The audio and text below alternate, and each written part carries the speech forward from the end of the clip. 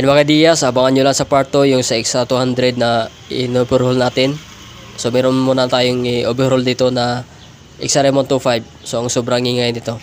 So pakinggan natin yung kanyang ingay ng kanyang makina. So i-overhaul na natin ito at tingnan natin kung ano yung mga damage. Paandarin muna natin.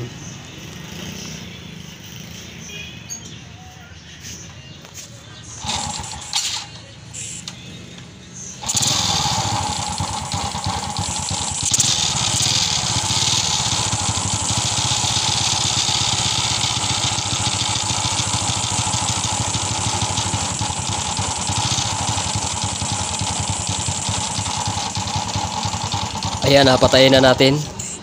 So yun mga Diaz, kung naririnig nyo, sobrang ingay ng kanyang makina. Pisa na natin, biyakin na natin ang makina at tingnan natin yung mga parts sa loob kung ano yung mga sira at papalitan natin. So tara, umpisa na natin. Ayan, nababa na natin yung makina. Pagpasensyaan nyo na mga Diaz, hindi lang tayo maka step by step kasi sobrang busy natin at meron pa tayong ginawa na makina sa XR200. So abangan nyo lang yun sa part 2. So bali dito ay pakita ko lang sa inyo kung ano yung mga damage nya. Ito ang connecting rod, papalitan natin yung kanyang connecting rod kasi sira rin. Sa kadilanan yung kanyang screen filter wala na. So damay ito at na damage. Palitan natin yung connecting rod. At dito mga Diaz, meron ding damage. Ito yung dila ng isa rin sa nasimula ng pag-ingay ng isang makina. Ayan. So kunin lang natin yung kanyang sa starter. Ayan. Kunin lang natin ito. At hindi na natin kakabit yung sa kanyang starter. Ayan. Ito rin yung simula ng ingay ng isang motor. Kung naririnig nyo kanina sa una nating video. Sa kadilanan, at bakit na sira yung ating connecting rod at yung sa screen filter. So wala na yung kanyang screen filter, nasira na. So ayan, at meron na akong ipapakita sa kanyang primary clutch mamaya. Yung kanyang shoe wala na. Ito na ang kanyang clutch shoe. So ayusin natin. Ayan, malalim na. So wala pang budget yung mayari. Ito lang muna yung papalitan namin kasi wala na sang shoe.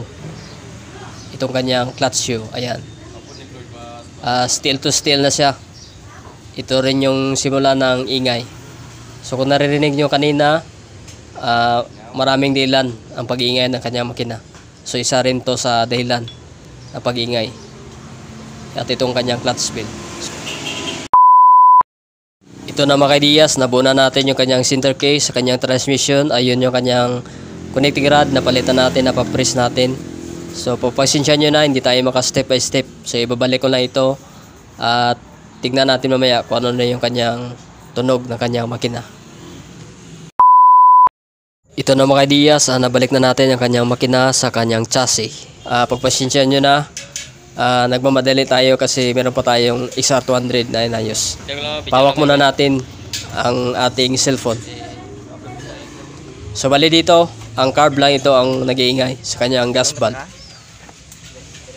So wala na yung ingay na sobrang ingay na parang tunog kuliglig ang makina.